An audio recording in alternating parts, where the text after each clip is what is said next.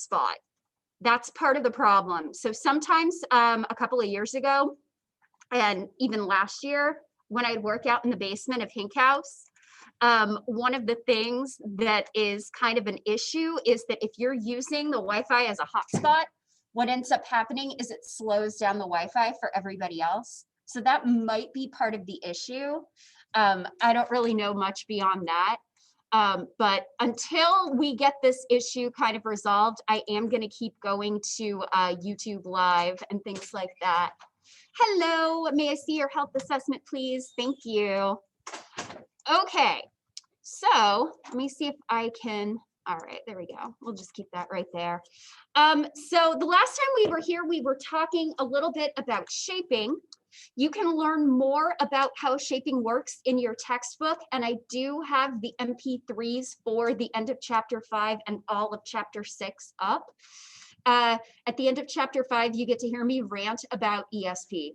I get very angry, but I try not to take it out on your reading. Okay, so let's talk a little bit about reinforcement. So reinforcement is one of the most powerful things that B.F. Skinner found in his research on operant conditioning. So a reinforcer is any event that strengthens or increases the behavior that follows it. I am going to open the door just a little. Get a little bit of that airflow in here. So if you want to see if a behavior is being reinforced, is it increasing? Are people continuing to do what they are doing? So there are two types of reinforcement. There's what we call positive reinforcement, which is pretty self-explanatory. We add a desirable stimulus, so it's basically functioning as a reward. So that can include things like getting a hug, getting a paycheck. I consider that very powerful positive reinforcement. If I'm getting paid to teach and do what I love, I will keep doing it. On the other hand, negative reinforcement is a little bit trickier to understand. And this is kind of one of my pet peeves, along with people talking about how we only use 10% of our brain. My pet peeve is that people treat negative reinforcement like it's punishment. I've seen it described in an episode of The Big Bang Theory. I've seen it described in an episode of Daria, which is one of my favorite cartoons. Negative reinforcement is not the same as punishment.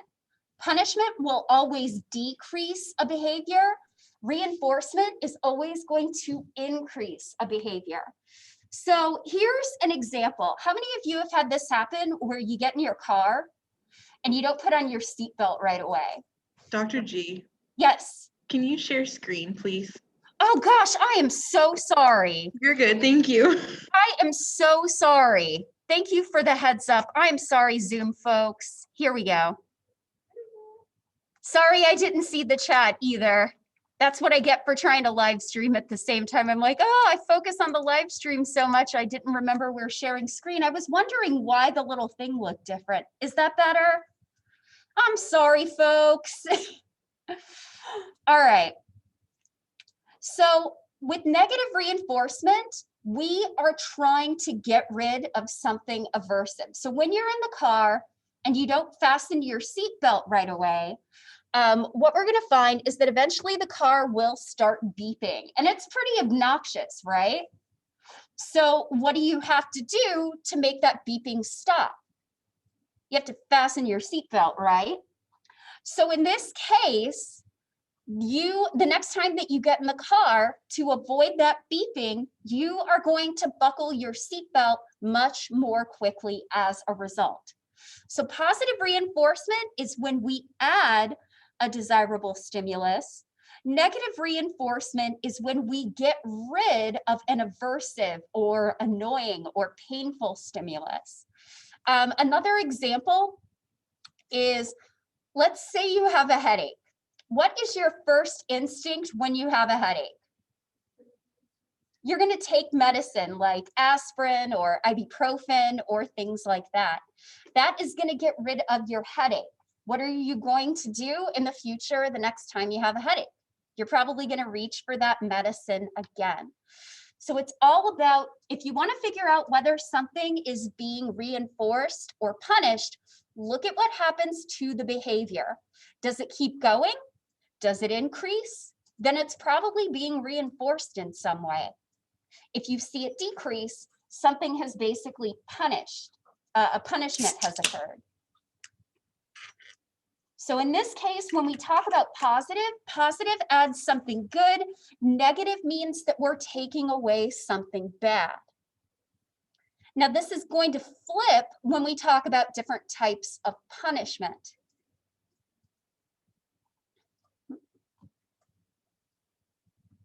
I'm going to keep apologizing for that, even though it was only like 2 minutes. It's like the longest 2 minutes of my life. I'm going to exaggerate it in my head and be like, I kept the screen off of share for the whole 50 minutes. I didn't actually do that. And I know that y'all are incredibly forgiving, but in my head, it's like the whole 50 minutes were ruined. I'm never teaching again. It's like Billy Madison, I'm never coming back to school, never, never. And then just running out the door while the rest of the class laughs. Nah, I'm not going to do that. I mean, it's not a great movie, but it is fun to watch. It's like the equivalent of comfort food. Like, if you know all the lines and you know all the beats, like, it's comfort food. All right, is everybody good here? Okay, so one of the things that I think is kind of important to mention is that there are a lot of different types of reinforcers out there. So when we do a lot of work with rats, we usually give them something like food or water. These are innately reinforcing for us and for rats. So if we're getting something like food or drink, those tend to be primary reinforcers. That can also include things like social support. So getting praise or kind words from a friend can also be primary reinforcers because those are really critical for our survival. So we find them reinforcing for their own sake. However, there are other types of reinforcement that we can get. So for example, we can have what is called a conditioned reinforcer, and it's also sometimes referred to as a secondary reinforcer. So this is a reinforcer that we have learned. So this is not something that is necessarily innately reinforcing on its own, but it is reinforcing because we can associate getting that reinforcer with getting other types of reinforcers. So can anybody give me an example of a conditioned reinforcer? Something that's not innately reinforcing, but can be learned to be reinforcing? Anybody have any examples? Yeah, Pandora. I mean, you can go back to the example of the seatbelt. Okay, so a seatbelt, so that could be kind of learned reinforcement. I think I'd actually call that primary reinforcing or a primary reinforcer, because getting rid of obnoxious sounds, I mean, we all know obnoxious sounds when we hear them, and even for the most mild-tempered of people, that repeated loud sound is eventually going to become annoying. So I'd actually argue that's more of a primary reinforcer, just based on our senses. How about How so? I don't know how to explain it, but that's like just the first thing that pops into my mind. I don't know how to explain it, but Uh-huh. So when we're talking about completing potty training, for example, what would be the reinforcing thing that you would get out of completing potty training? Being able to do it? That one's kind of a tricky one. I wouldn't know how to consider that. So I'll get back to you on that one, because I think that's a really interesting idea. So here's an example. Probably one of the best known examples of a conditioned reinforcer is money. So here's why. It's a piece of paper or a coin, right? On its own, it is not reinforcing at all. However, it can help you get things, other types of reinforcers. Kids get to wear cool underwear when they finish potty training. Yeah, I think that is, actually, that's a really good idea. So yeah, I think that would be a case of secondary reinforcing. Like cool clothes are not necessarily primarily reinforcing for their own sake, but they get you a lot of praise from other people when you're wearing cool clothes, which can lead to increased social support, which is a primary reinforcer. So maybe that's one possibility. That was a really good point, by the way. Thank you for adding that. Thank you for adding that, Chloe. That was good. So things like money, good grades can be conditioned reinforcers. They're not necessarily reinforcing for their own sake, but good grades mean a greater likelihood of graduating with a high GPA, which can help you get a better job, which can help you be more successful. So these are some different examples of conditioned reinforcers. Breaking a horse and stickers. Ooh, stickers is a good one. Stickers are conditioned reinforcers. Gold stars don't mean anything on their own, but when a teacher hands them out, and especially if you can get things with stickers, that can be really good. That's a good one, Sophie. D, breaking a horse. That's a tricky one. I think that's a lot like potty training, where there might be some primary aspects, but there might also be some conditioned aspects. Breaking a horse basically means being able to tame and train a horse to the point where you can ride it. So basically domesticating it a little bit. Okay, so we can be reinforced by a lot of different things, but here's the catch. When you're working with a rat in a Skinner box, most of the time, the rat gets reinforced immediately after it makes a response. This is what we call an immediate reinforcer. It occurs instantly after a behavior. So we can do that pretty easily with animals, and especially with animals, they should be reinforced immediately. Like if my dog does something good, if Smedley sits, I need to reward him for it right away, because in a few minutes, he's not going to remember that. And so I might accidentally reinforce something I don't want to reinforce. Now, on the other hand, for a lot of us human beings, are our reinforcers always immediately delivered? No. I do not have somebody standing outside of the classroom when I'm done teaching this class with a bag of money going, hey, good job, you taught a class today, here's your bag of money. I get a paycheck that's delayed about 2 weeks. So every 2 weeks I get paid. For example, when you study for a test and you engage in the behaviors that can help you get a good grade and do well on the exam, you don't usually get that reinforcement until after you take the exam. And hopefully you've been preparing for at least a week, if not a little more. So oftentimes we will find human beings are really good at delaying their gratification. And a lot of our reinforcers don't occur right away. And you can't necessarily always do that with animals. It tends to not work out very well.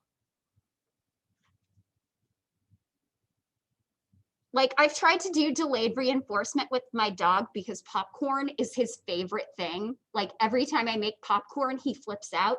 So we try to get him to sit with popcorn around his paws for a few minutes to just be around it. And if you take too long, he just eats it anyway. Silly dog. So we're not always immediately rewarded for our behavior. And here's the other thing. Are we always rewarded every time that good behavior occurs?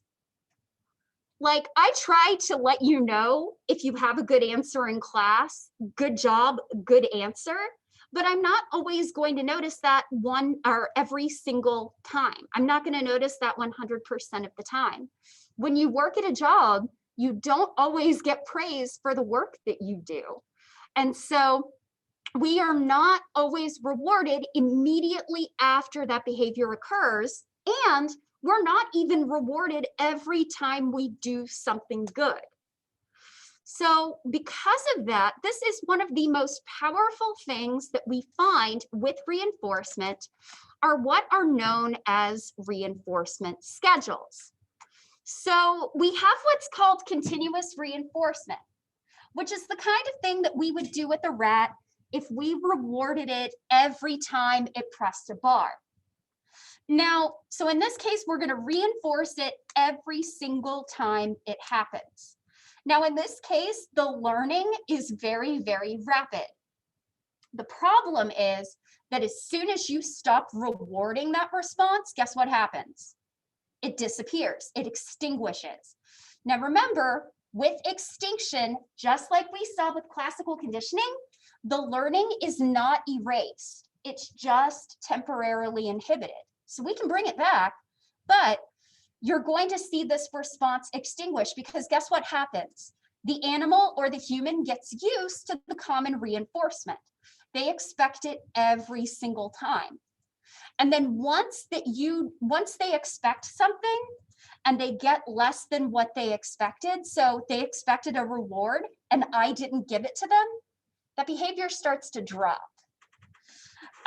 So there's rapid learning, but there's also rapid extinction. If you're trying to train a pet or train a child, it's better to do what we call partial reinforcement. So this is actually a really, this was discovered by accident. So B.F. Skinner, I think this was on a Friday afternoon. So he was doing an experiment with rats in a Skinner box, and he discovered that he only had enough food pellets to basically, he didn't have enough food pellets to basically reward the rats every time and make it through the weekend. And so what he ended up doing was only rewarding them every so often. So he only rewarded them some of the time. And so he came back from the weekend and discovered that even though the rats had learned more slowly, they had more resistance to extinction. So generally what you want to do is partially reinforce behavior. If you reward behavior every time you see it, it creates an expectation that you should always get a reward. And guess what, folks? Life ain't like that. I wish it were. I wish I got an ice cream cone every time I did a good job at something, but that's not how the world works. We only get reinforced part of the time. And so what this means is that sometimes learning takes longer, but it's also less likely to extinguish after you've learned about it. So we're going to talk about 4 different partial reinforcement schedules. So we create these 4 schedules by crossing 2 different factors. So the first factor is, are we rewarding something based on the number of responses, or are we rewarding something based on time period? So the first factor is this a ratio schedule, or is this an interval schedule? The other factor is this occurring with a set number, or is it unpredictable? So when it's a set number, we call it fixed. When it's unpredictable, we call it variable. So we're going to talk about these 4 schedules. The first is called a fixed ratio schedule. So basically what this means is that reinforcement occurs after a set number of responses. Can anybody give me an example of a fixed ratio schedule?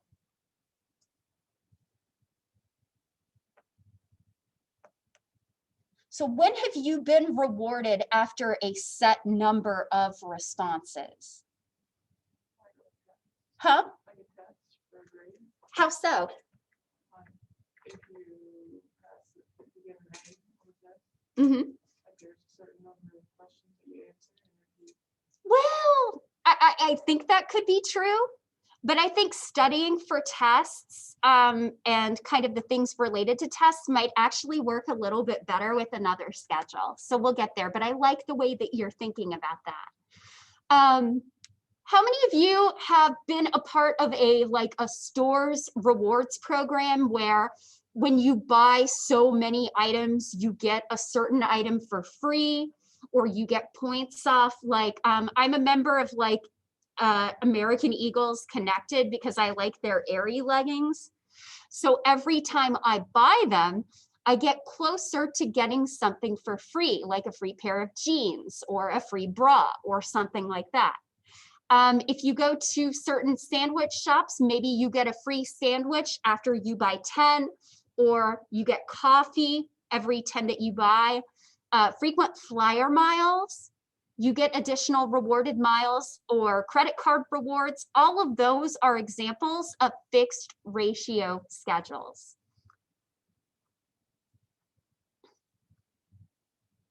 So that's what a fixed ratio schedule is. A variable ratio schedule, Woods Gas points and deli meals. I love the Woods Gas deals. Rewarded for 10 days, gone without for quit sucking thumbs. Yeah, Sophie, that's a great example too. So a variable ratio response is basically when you get rewarded after an unpredictable number of responses. So a really good example of this is slot machines. Or really any sort of gambling game, and even those claw games that they have at Walmart. The claw games and slot machines are basically designed to give a player a payout after an unpredictable number of responses.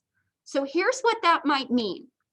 Let's imagine that we all go to the casino over in Pittsburgh, Kansas, around that area, and I play the slot machine. I would never actually do this because A, I'm not that lucky. B, statistics has taught me I probably shouldn't gamble because the house always wins. But let's say we went and played slot machines and I play like 250 times and I finally get a payout. I'm out a lot of money, folks. But let's say, for example, that Morgan goes to the same slot machine right after me, plays twice, and it gives her a payout right then. So that's what we mean by a variable ratio schedule. You get rewarded after an unpredictable number of plays. And what this means is that you are going to continue to respond at a very high rate until you get that payout. The next two are based on time period. So we have what is called a fixed interval schedule. And Morgan, getting back to your idea of studying for exams, this is an absolute perfect example where you know that something is coming up within a set time period. So exam 2 is going to post next Monday. Who's studying for it already? Okay, so generally I'm hearing people in class go, no way. LMAO, no. Okay. Anybody on Zoom, are y'all studying for the second exam already? You can be honest, I won't judge. Oof. Indeed. Indeed, Chloe. Now, so here's my question.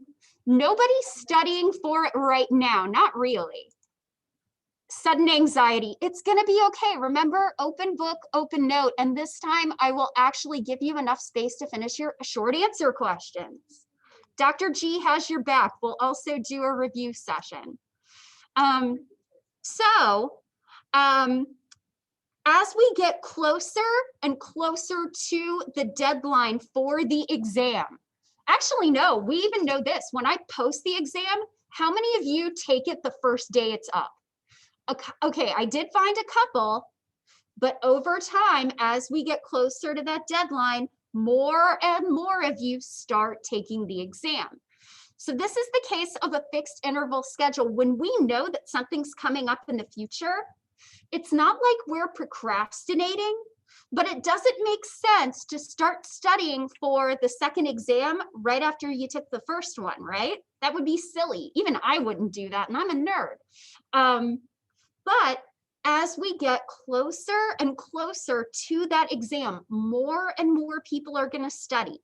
It's kind of like when you know that something is getting delivered to you and you know what day that delivery date is supposed to be, you're going to check and you're going to check as you get closer and closer to that delivery date.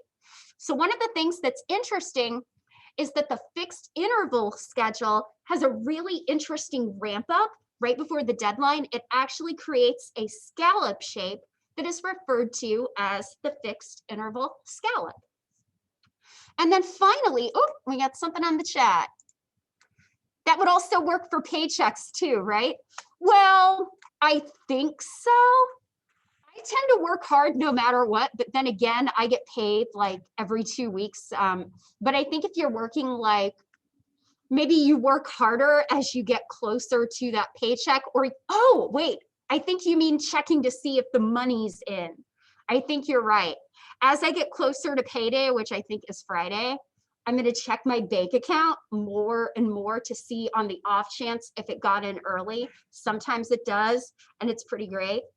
So I think that's what you mean. I don't necessarily work harder just because payday is getting closer. Okay, so finally, we have a variable interval schedule.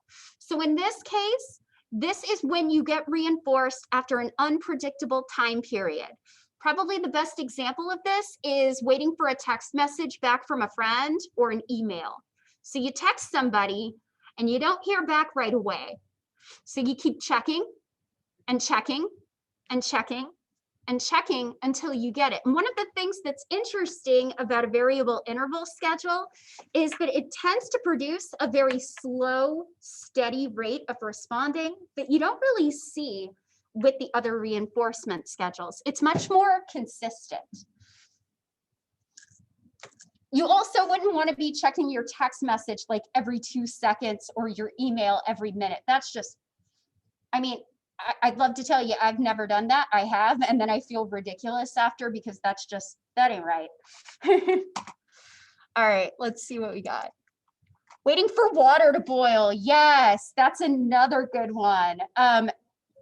And I check that pretty consistently too.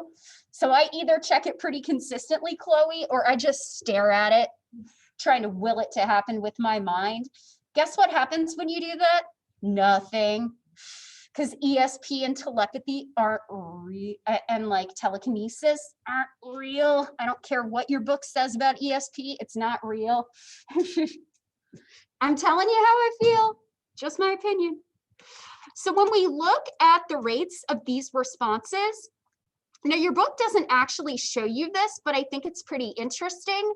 The general principles with these 4 reinforcement schedules is that generally, when you are linking reinforcement to the number of responses that you have to make, so basically your ratio schedule, we're going to have a higher response rate. You can see how high the slope of those lines are. Now, what you will also notice, here's our fixed interval scallop. So here we have reinforcement. As we get closer to the reinforcement, the response rate ramps up. But generally, we're going to find that responding is much more consistent with a variable schedule. So you can see that the lines for our variable ratio schedule and our variable interval schedules are much smoother than our fixed schedules. So our fixed ratio, there's always a little bit of a post-reinforcement pause before the animal starts responding again, and you'll likely do that too. And then with our fixed interval schedule, you can see we've got that scallop, which is not at all smooth or flat. So these are some general principles of reinforcement. So now we got to talk about punishment. Your book talks a lot about physical punishment and corporal punishment. I am not touching that with a 10-foot pole. Talking about spanking tends to get pretty contentious, so I'm not going to do it. I will say, however, one of the things that's kind of interesting that has changed since I was a kid, and I mentioned this yesterday when I was recording the readings, Paddling used to be a thing that they did in schools. And at least in my elementary school, it was definitely still a thing in the late 80s and early 90s. I got sent to the principal's office in kindergarten for crying too much. And the principal said, "Do you want to get paddled?" And I'm like, that would be incredibly awful. Generally, I think for the most part, paddling does not happen in schools anymore. There might be some cases where it does, but generally it is not advised to be done in schools. Now, punishment is an aversive event that is basically designed to decrease the behavior that it follows.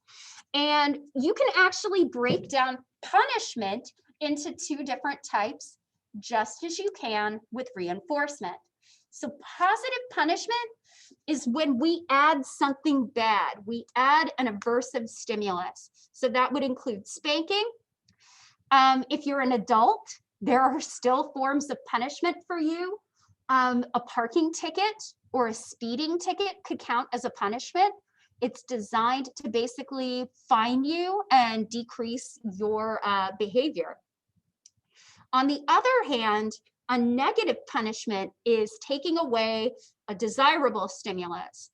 So how many of you grew up, your form of punishment was loss of privileges and grounding and losing phone and computer?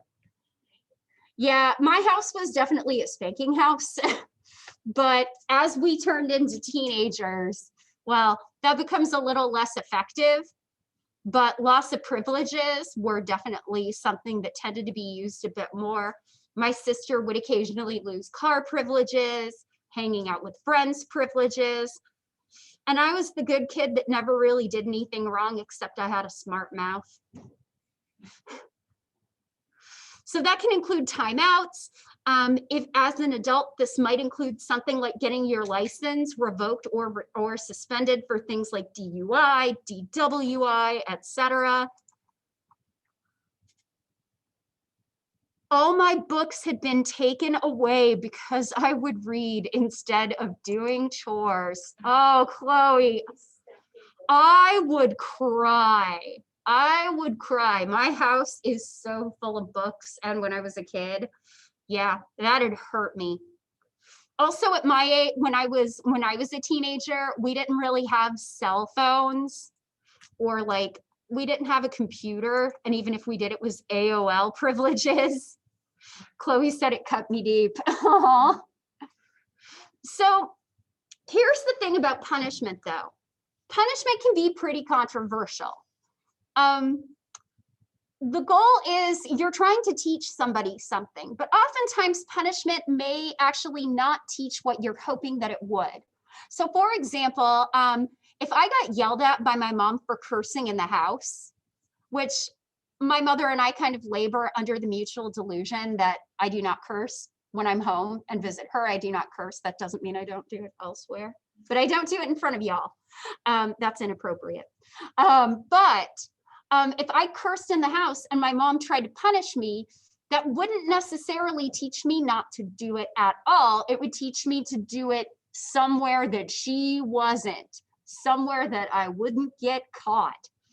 And so here's what's really critical. Punishment teaches you what you're not supposed to do. But if you're not learning what you should do, and if you're not being rewarded for what you're doing right, punishment doesn't necessarily teach the lesson that you think it does. So here's kind of an example that's much cuter than talking about spanking. Does anybody need some more time here? Okay. So what is more effective, punishment or reinforcement? Both work, but reinforcement is usually more effective. And here's the story. This is my cat. This is Earl. So I have a cat and a dog. This is Earl. As you can kind of see, he is a fluffy Uffkins. And yes, I did just call him that. So Earl is the wimpiest cat that I know. One time when I first got him in Atlanta, I was dancing around the house and I scared him away because I was dancing. Another time he got scared and ran away because I was wearing a hat. He's better now. He's like 10 years old at this point, so all he really wants to do is lay around in the back and sleep and hide from Smedley. So before we got Smedley, Earl was around the house a lot more. So Earl occasionally likes to nibble my hand, and he really shouldn't do that. So I could give him a little smack when he bites, but what's going to happen if I hit him? He's going to get scared. And what's going to end up happening is that if he likes to nibble my hand when he's scared, that's going to lead to an increase in that behavior that I don't want. It's going to basically make the problem worse. Here's another example. Let's imagine that all 25 of us were, like all 23 or 24 or 25 of you were here in class, and you were all talking really loudly. And I would just randomly yell, "Shut up!" And you stopped because you've never heard me yell like that. So here's the problem. I have found that reinforcing because I got rid of the aversive stimulus that I wanted. So I'm punishing you by yelling. I'm adding an aversive stimulus, but it's reinforcing for me, which means in the future, I'm going to be more likely to use that technique. And the more that I use it, the less effective it's going to become on you. So punishment is kind of an issue. If you're not also reinforcing good behavior, punishment doesn't necessarily teach us what we think it's going to teach us. So just something to keep in mind. And also, y'all deserve cute animal pics. So consider this reinforcement. Yes? So would another real life example be like, for example, mass incarceration? It can be. So incarceration could potentially be an example where, are we designing our prison system for rehabilitation, or is it rather a form of punishment? If we're teaching it as a form of punishment and we're not necessarily introducing rehabilitative efforts, then punishment on its own is not going to tell people the right things to do or different strategies of doing things. So that could be another possibility. Okay, so the final form of learning that we do is we learn by watching other people. I was a very boring teenager. I have no fun stories. Mostly it was like, I went to school, and this one time I joined the track team for a boy. I continued doing track despite that. But my stories are not very interesting. Like I said, I wasn't really that much of a troublemaker. And a part of the reason for that is I learned a lot about what I shouldn't do by watching my little sister. So odds are pretty good. You learned a lot about how to behave in front of your parents by watching your siblings get into trouble. So there are 3 different ways that we learn by watching other people. One of the first ways is observational learning. So we observe things around us and we learn based on that. And this will typically occur after at least one exposure to the behavior. So if you're learning how to do a cool dance on YouTube, or if you're doing a makeup tutorial or things like that, that is a type of observational learning. Another thing that we do is modeling. Are we missing some slides or anything like that? Is everything okay? Yeah. Okay. Modeling occurs when we imitate through observational learning. So when you are watching a makeup tutorial and as you're watching it, you're trying to model the behaviors, that is another example. And then vicarious conditioning or vicarious learning. You learn by watching others' experiences and the consequences of their actions.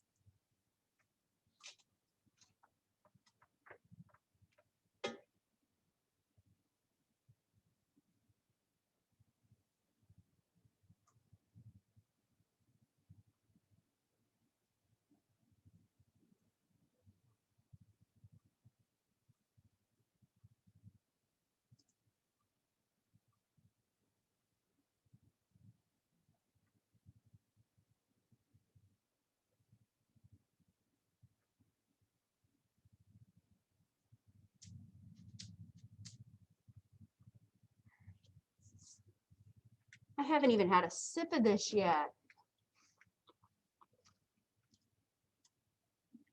Gotta love the Dr. G fuel. It is not gamer fuel. I don't need high intensity when I'm playing Animal Crossing and planting pumpkins. I do not need a lot of energy for planting pumpkins. I just don't. All right. So one of the more interesting findings that has come up within the past 20 years is that there is some evidence in the brain that we are hardwired to imitate other people. And so it turns out that especially in our frontal lobes, especially in our motor areas, we have what are known as mirror neurons. These fire when we perform certain motor actions and also when we watch others perform them. That should be mental simulation, not mental simulation. Famous Dr. G typo. Now, so here's the thing, not everybody agrees on the existence of mirror neurons. Even I sometimes find them a little bit iffy.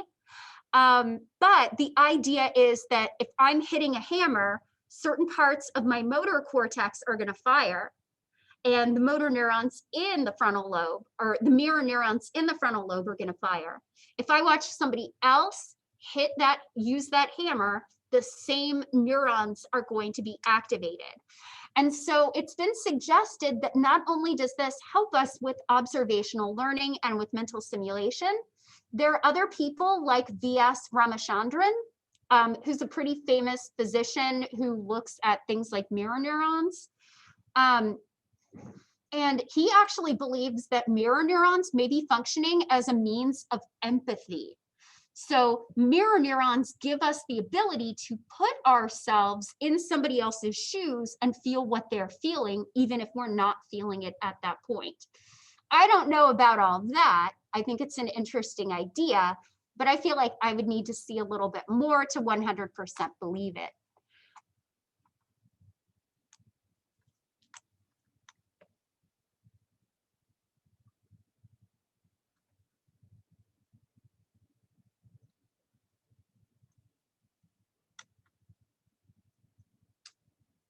Right. Everybody good? Okay. So we're going to watch a video. This is a pretty famous experiment showing that, oh, wait, let me see, we got something in the chat. Like when you're watching a movie scene and someone's on a tightrope and your toes tingle, yeah.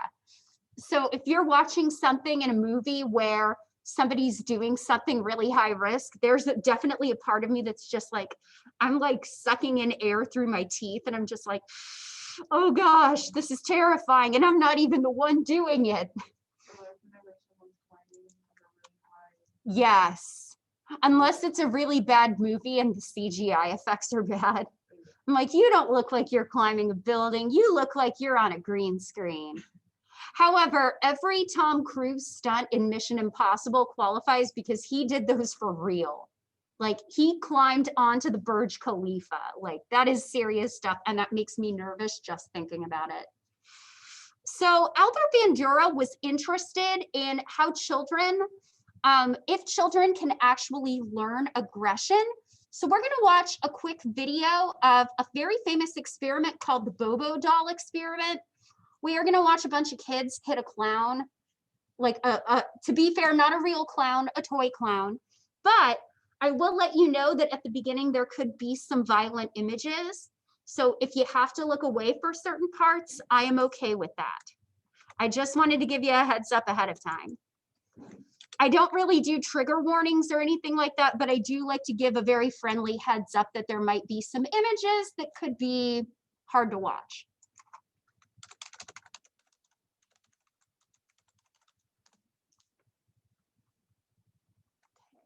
Here we go.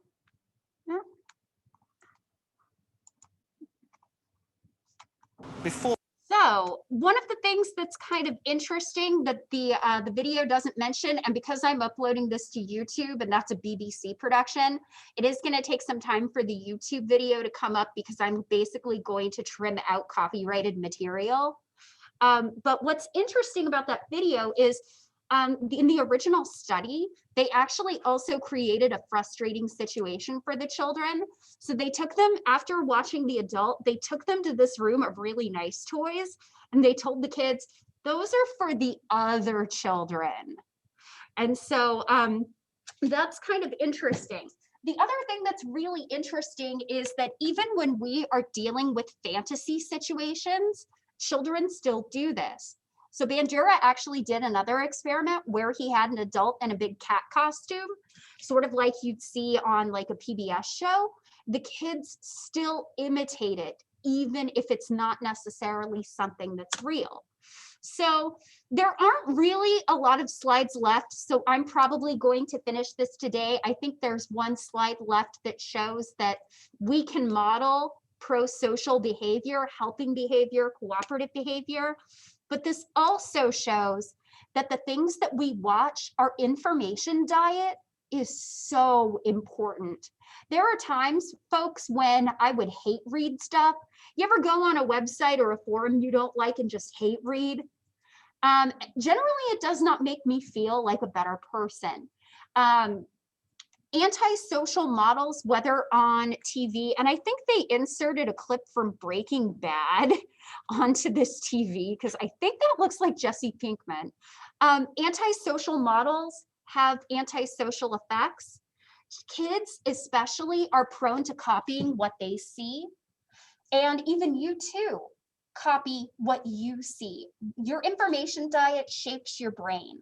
So if you're watching a lot of antisocial models, that's going to affect your behavior.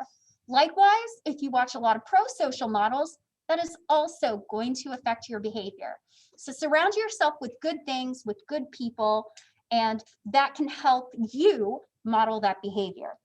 So I'm sorry I took a little bit longer. It's 10:36, so we will call it a day. We will start talking about memory on Monday. I will probably be sharing a video with you just to make sure we make time. So I'm going to probably send you a video about amnesia. And we will start talking about memory on Monday. Everybody have a great 3-day weekend. Take care of yourselves. Sorry again for not screen sharing a little bit sooner, but I hope you have a wonderful day. I did, Erin, thank you. I did get your message. Thank you very much, everybody. Have a great day, and I will see you later.